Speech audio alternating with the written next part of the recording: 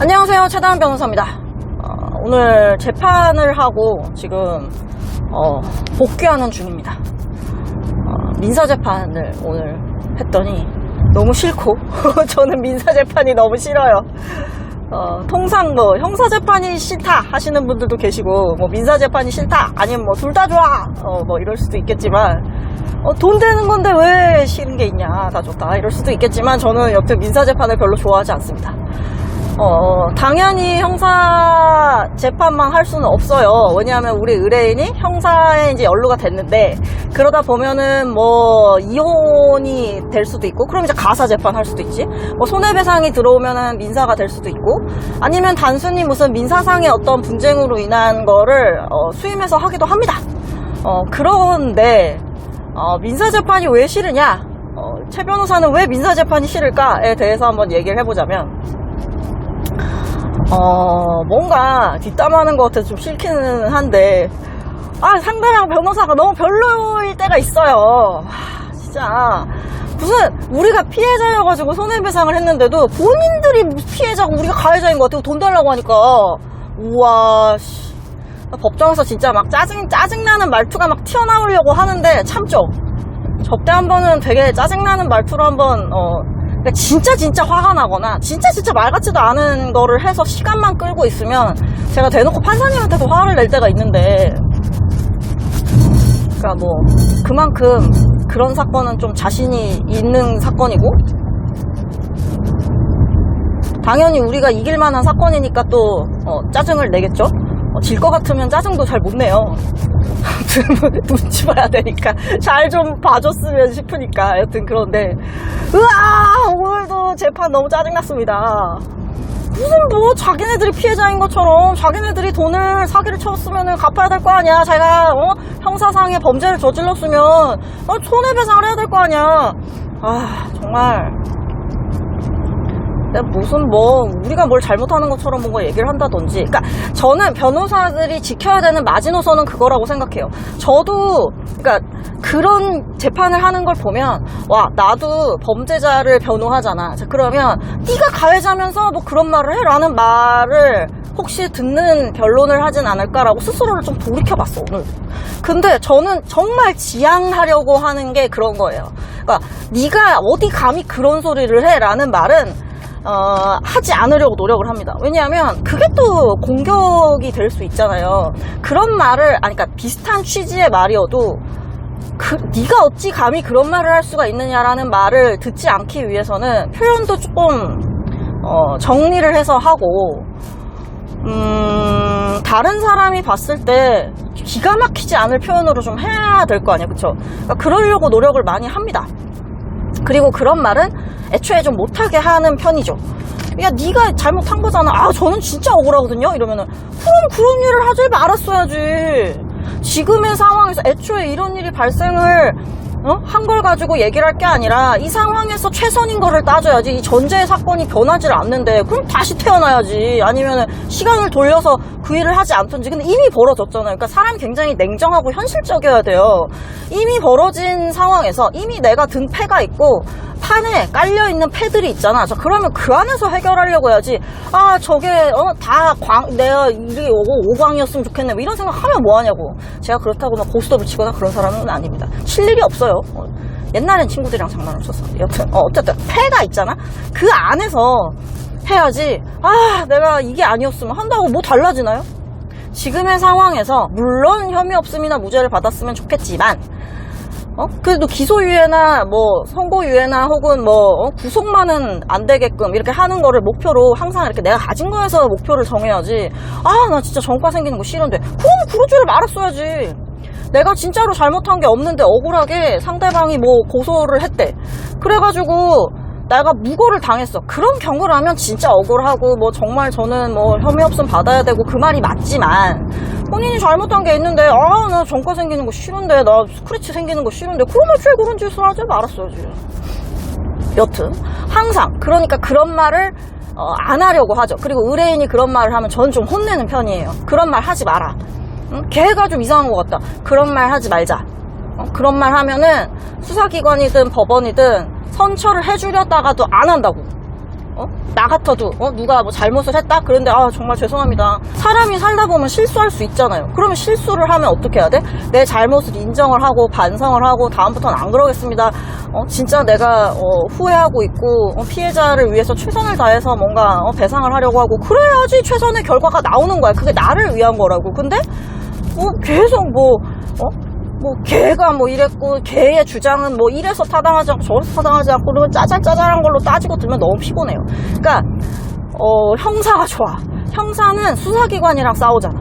그러니까, 그 정도로 얼토당토 안 한 소리를 하는 경우는 거의 없어요. 진짜 얼토당토 안 한 소리를 하는 경우들도 있지.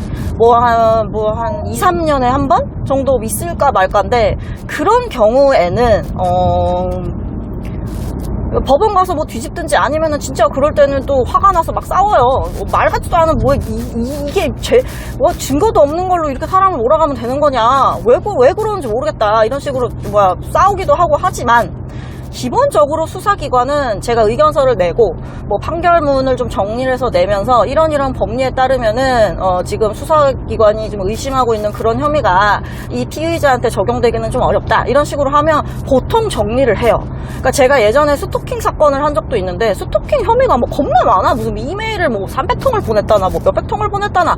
근데 그 내용이 아니에요. 스토킹이 아니에요. 그러니까 되게 웃긴 게 이 의뢰인이 메일로 무슨 카톡 주고받듯이 상대방이랑 주고받은 거야. 그러니까 300통을 보낸 건 맞다? 300통을 보낸 건 맞는데 너 왜 전화 안 받아? 이런 거 하나 보내면 그럼 여자가 네가 전화한 줄 몰랐어.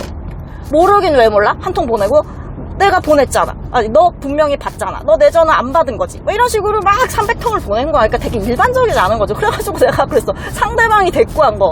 그 다음에 이제 얘가 한 거. 얘네는 지금 얘가 메일을 300통을 보낸 건 맞지만 무슨 연락을 받고 싶지 않은 사람한테 이상하잖아요. 메일을 300통 보낸다는 게 이게 정상이야? 근데 이런 상황이 아니. 이런 거는 스토킹이 아니지 않냐. 얘네가 좀 이상하게 연락을 하고 있네. 라고 얘기했더니 그건 아예 범죄 일람표에서 빠졌어. 그러니까 뭉탱이 이만한 게 빠졌어요. 여튼 그렇게 조금 상식적으로 좀 정리가 돼. 그러니까 수사기관이 세게 예를 들어서 한 130 정도로 주장을 처음에 시작을 했다? 그러면은 변호사가 잘 정리해서 70, 50 이런 식으로 막 치면 얘네들도 그런 거를 좀 어떻게 보면 서로 잘 받아들이는 것 같아요. 제가 봤을 땐. 그래서 정리가 좀 돼요. 근데 민사사건은 완전 산으로 가. A라는 주장을 한다? 말도 안 돼. 근데 그러니까 민사는 어려운 게 뭐냐면, 주장을 해야지 그게, 주장을 하지 않는 건 재판부가 판단하지 않아요. 그러니까 주장을 일단 막 하는 거야. 말도 안 되는데 그냥 막 하고, 말도 안 되는 주장을 하면 그거를 막 또 방어를 해야 돼. 그럼 진짜 있잖아요. 회의감이 든다? 이렇게 말도 안 되는 주장에 내가 대꾸를 해야 되나? 어떨 때는 진짜 대꾸하고 싶지도 않아가지고 막 그냥 재판장 가가지고 내가 진짜 약간 그게 말이 안 돼서 대꾸를 안 했어요. 이런 식으로 약간 그러니까 진짜 짜증나면 제가 지금 9년 차인데 그런 경우 한 2번 정도 있었어요. 말도 안 되는 소리를 하고 있어. 근데 또 그거를 반박을 해야 돼. 반박을 하잖아요? 그러면 A 다시를 또 주장을 한다? 그럼 또 나는 A 다시가 잘못됐다는 걸 또 입증을 해야 돼? 그러면 또 B를 주장해. C를 주장해. 완전 사건이, 민사사건 한 2년, 3년 지나면 완전히 안드로메다로 가 있어, 사건이. 그러니까 짜증이 나지. 형사사건은 뭔가 이게 아니잖아. 저게 아니잖아. 얘가 지금 이런 증거가 있는데 이런 건데도 너 이거 기소할 거야? 이런 식으로 하다 보면 사건이 좀 그래도 좀 수렴하는 게 있어요. 너무 무리한 기소를 하지 않고, 얘네 말이 어느 정도 타당해 보여. 혹은, 말도 안 되는 소리 하고 있네? 그럼 더, 혐의가 올라가기도 하고, 이런 식으로, 어쨌든 정리를 하고, 말 같지도 않은 주장을 하면, 안 먹혀요, 상대방한테. 근데, 민사는 일단 기본적으로, 법원에서 사건을, 전체적으로 진행을 하면서 관리 감독을 한다기보다는, 계속 주장하는 거에 대해서, 살펴보다가, 최종적으로 이제 판결로서 좀 얘기를 해주시는 경우가 많아요, 민사는. 여튼, 저는 민사소송이 너무 피곤하고, 너무 지치고, 그렇습니다. 시간도 너무 많이 걸리고, 요즘은 법원이 어느 정도 좀 시간이 많이 걸리지 않게 이제 민사가 시간이 너무 오래 걸린다는 문제가 있으니까 그런 문제점을 좀 개선하기 위해서 판사님들이 주변에서 적극적으로 중간에도 이제 개입하는 경우들이 있기는 한데 저는 처음에 그렇게 생각했었거든요. 민사 재판을 딱 들어갔더니 판사님이 기록도 안 보고 들어온 거야. 그래서 뭐 그냥 원고 측 의견서 뭐 냈죠? 피고 측 냈죠? 뭐 더 낼 거 있어요? 예, 뭐 상대방 뭐 의견서 냈는데 아직 답변 안 하셨네요. 그냥 한 길 더 속행합시다. 이런 식으로 해가지고 3년 동안 진행한 게 있어서 제가 그거에 항의하느라고 막 의견서를 아예 안 내고 막 이런 적이 있었어요. 여튼 그런데 그때 제가 왜 판사들이 이걸 안 보지? 라고 생각을 했었었는데 어느 정도 이해가 돼. 왜냐하면 그렇게 싸우다가도 소치하고 합의하는 경우들도 있고 당사자가 상대방이 주장하는 걸 보고 또 핑퐁 하듯이 주장을 하는 거니까 뭐 타당한 의견이 나왔는데 그거에 대해서 저쪽이 뭐 증거가 없어서 못 내거나 했든 이렇게 전체적으로 그거를 딱 봤을 때 마치 우리가 뭐 방학 숙제 하듯이 뭐가 이렇게 쫙 쌓여 있을 때 한꺼번에 보고 이렇게 판결문으로 정리하는 게 낫지 뭐 매번 사건 하나하나 진행하는 거를 따라가기에는 굉장히 좀 소모적일 때가 있는 것 같더라고요. 그래서 한꺼번에 어느 정도 정리되고 난 다음에 판사님께서 뭐 더 낼 거 없으면 그냥 종결하자 하고 나서 이제 의견서 보고 나서 다시 뭐 선고하려고 했는데 뭐가 빠져 있어서 뭐 변론 재개하고 그런 경우도 많지만 여튼 그런 경우도 많지만 또 그것도 열받네. 아무튼 뭐 그런데 한편으로는 이해도 돼요. 판사도 사람이니까. 여튼 뭐 그렇습니다. 그래서 민사재판은 너무 산으로 가는 경우가 많고 말 같지도 않은 주장을 하거나 상대방한테 상처가 될 만한 말을 너무 쉽게 하는 것 같아요. 그게 이제 변호사들의 나쁜 변론인데 그러니까 진짜 황당한 주장도 많이 하고 결국은 자기의 책임을 면하기 위해서 상대방을 탓하는 식의 변론을 굉장히 많이 해요, 변호사들이. 저는 그건 되게 나쁜 거라고 생각하고 만약에 제 후배나 제가 데리고 있는 변호사가 그런 식으로 한다고 하면 저는 혼을 낼 것 같은데 정말로 하지 말아야 될 변론이다. 근데 민사에서는 그런 게 너무 많아. 제가 생각했을 때 그래요. 그러니까 형사에서도 그런 주장을 해서 문제가 되는 경우들이 있는데 그러니까 결국은 그렇게 변론하는 방식밖에 모르는 변호사들이 그런 식으로 변론을 하겠지. 민사든 형사든. 상대방을 공격해서 나를 보호하려고 하는 말도 안 되는 거죠. 이제 그러면은 결국은 판결이 나한테 유리하게 나올 수가 없어요. 뭐 속은 시원하겠지. 뭐 오죽하면 지금 소송하는 거야? 근데 속은 시원하겠지만 판사가 얼마나 한심하게 볼까요? 지가 잘못했으면 인정하고 반성을 하고 납작 엎드려야지. 내가 잘못한 건 맞는데 걔 이상한 애지 않아? 이런 식으로 막 얘기를 하면 그거 어쩌라고 이렇게 되지 않을까요? 모두가 다 그럴 거예요, 상식적으로. 제가 이제 의뢰인들 혹은 이제 상담을 하면서도 뭔가 이렇게 답답하고 왜 사람이 내가 아무리 죽을 죄를 지었어도 자기 방어 본능이 있는 거고 자기 변론을 하고 싶은 거니까 사실은 걔가 사실 이렇게 나쁜 X였거든요. 사실은 뭐 이랬거든요 저랬거든요. 왜 만났어 걔를 이렇게 물어보기도 하는데 그러니까요. 근데 저한테는 그런 말씀을 하셔도 되지만 법정에서 그런 말씀을 하지는 마십시오. 혹은 경찰서에 가서는 그런 말씀을 하지 마십시오. 이런 식으로 얘기를 하죠. 내가 생각해도 상대방도 아주 이상한 애야. 걔한테 잘못 걸린 것 같아. 네가 참 안타까워. 근데 지금 이 사건에서는 그 얘기를 하는 건 아니거든. 그러니까 우리가 같이 걔를 욕할 수는 있지만 그런 얘기를 굳이 경찰관 앞에서 하지는 말자. 경찰이나 검사나 뭐 판사나 너를 아무리 좋게 봐주려고 해도 네가 그런 상대방을 공격하듯이 얘기를 하면 마음 편하게 선처를 해줄 수가 없다라고 얘기를 하는데 민사는 말 같지도 않은 주장하고 막 싸우고 진짜 그러니까 상대방 변호사를 내리까는 식의 의견서를 제시하는 사람들도 굉장히 많아요. 원고 측 대리인의 주장은 소가 웃을 만한 주장입니다. 예전에 막 그런 것도 있었는데 제가 막 변호사 처음에 됐을 때 소가 웃을 소리입니다라고 했대나? 아무튼 그래가지고 진짜 왜 할아버지들이 얘기할 법한 그런 말들 있잖아요. 뭐라고 그러니까 변호사의 의견서를 보고 상처받는 경우가 너무 많아요. 그러니까 뭐 페이스북이든 아니면 SNS에서 이렇게 다른 변호사들 얘기만 들어도 진짜 상대방 변호사가 하는 주장을 가지고 상처받는 사람들이 되게 많은데, 그러면은 변호사만 상처를 받아? 아니죠. 그 의뢰인도 상처를 받죠. 어찌됐든지 간에 분쟁이 있는 당사자 간에 계속 감정을 파괴해가는 그런 말을 하는 게 이 사건을 해결하는데 아무런 도움이 안 돼요. 형사사건인데 피해자가 그러는다면 뭐 어느 정도는 이해가 돼. 근데 민사사건에서 너무 감정 소모가 많고, 진짜로 그러니까 그런 생각이 들 때가 많아. 저게 의뢰인이 저렇게 얘기를 하니까 변호사가 저러나? 아니면은 그러니까 변호사가 그게 컨트롤이 안 되나? 막 이런 생각도 들고, 그리고 의외로 민사 잘 못하는 변호사들이 많거든요. 그러니까 증거도 어떻게 내는지도 잘 몰라서, 재판장님이 굉장히 이거 막 증거 아예 목록에서 빼라, 이거 증거로 아예 뭐 조사도 하지 않겠다, 뭐 이런 경우들도 좀 있고, 증거인데 막 뭔가 글을 이렇쿵저렇쿵 막 써서 내면은, 제가 예전에 재판 들어가서 이렇게 방청을 하고 있을 때, 제가 이제 뒤에 재판이어가지고 보고 있는데 판사님이 막 고등법원에서 소리 지르는 것도 봤어요. 이게 증거냐고.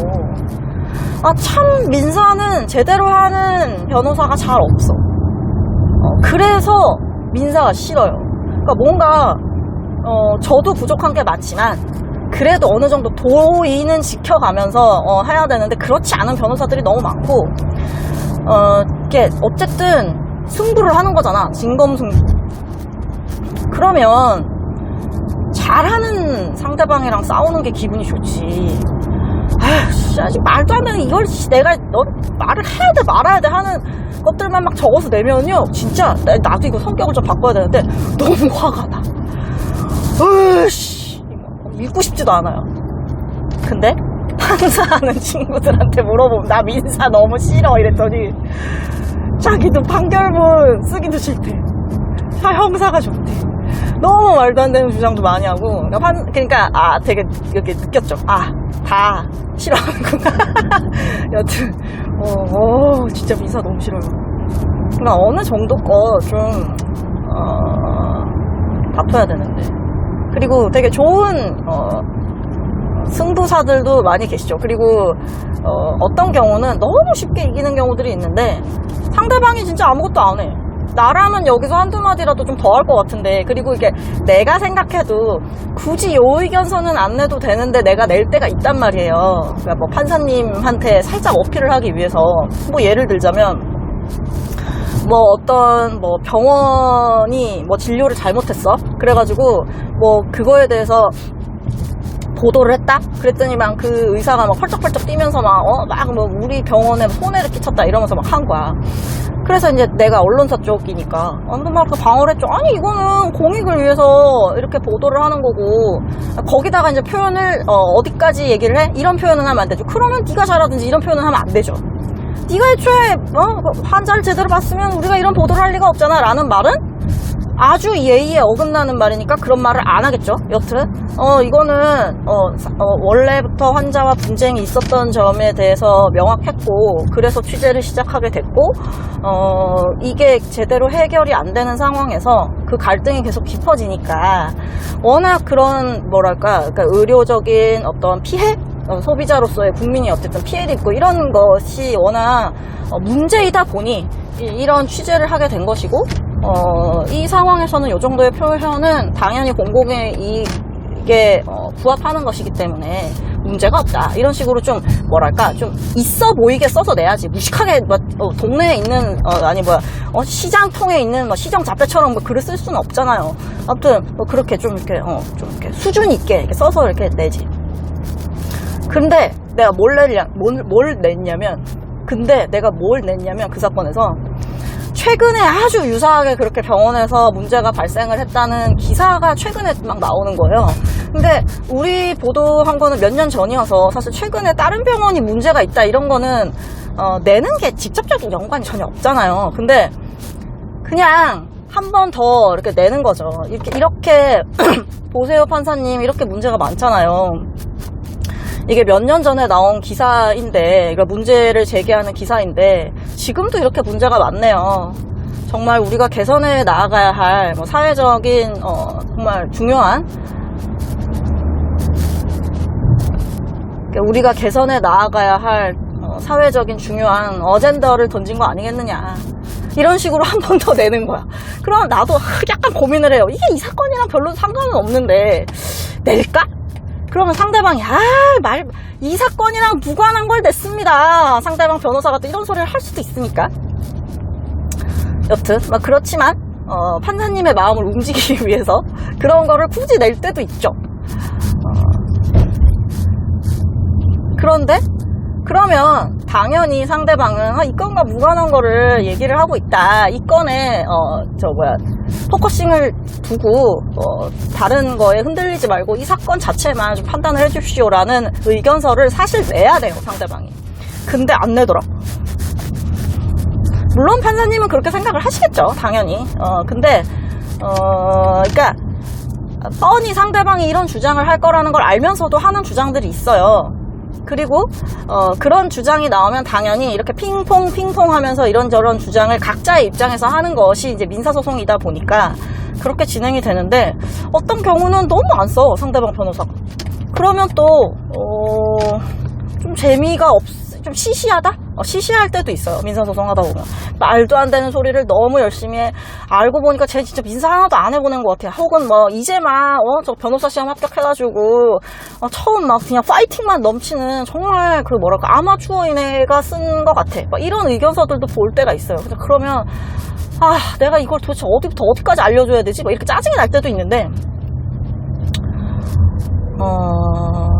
여튼 어떻게 얘기를 해도 민사는 싫습니다. 민사가 싫다. 오늘의 얘기는 민사는 싫다. 그러면 변호사님 민사는 안 받나요? 하기는 하는데 싫어요. 정말 변호사를 상대로 싸우는 건 너무 피곤하다. 제대로 된 것과 싸우면 좋은데 그렇지 않는 경우는 너무 정신적인 스트레스가 많아.